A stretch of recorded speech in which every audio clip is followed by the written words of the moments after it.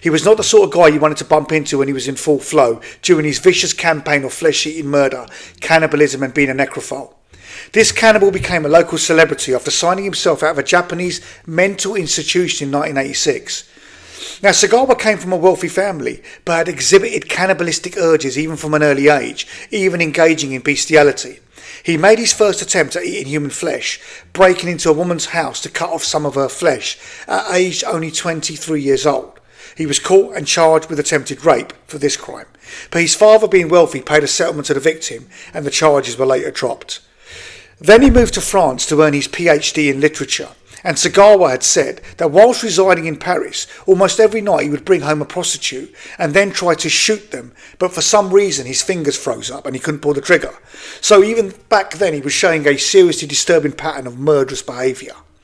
Then in 1982, and when aged only 32, it was here that Sagawa not only killed but ate his classmate Renée Hartevelt. He then mutilated her corpse, ate her flesh and performed necrophilia on her corpse over the course of a few days. Just barbaric. To do this, he cunningly lured the 25-year-old Dutch woman to his apartment under the pretence of working on some poetry.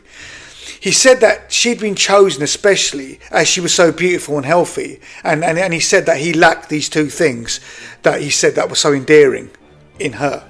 So once at the apartment, things took a sinister turn. After shooting her in the neck, he ate various parts of her body over the course of 2 days to satiate his cannibalistic lust. He then later attempted to dump her body, including 2 suitcases of her dismembered body parts, into a lake, but he was thankfully caught in the act and swifted by local law enforcement.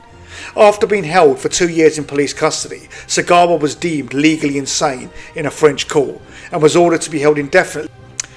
He was later deported to Japan and was declared sane by Japanese psychologists from the Matsusawa hospital, and so he was able to sign himself out of care. As the criminal case in France had been closed and the court records were not made available to the Japanese authorities, Sagawa was not again put on trial and spent the rest of his life in freedom. Now, whilst this was widely criticised, he became a minor celebrity in Japan and started to make a living through the public's interest in his crime.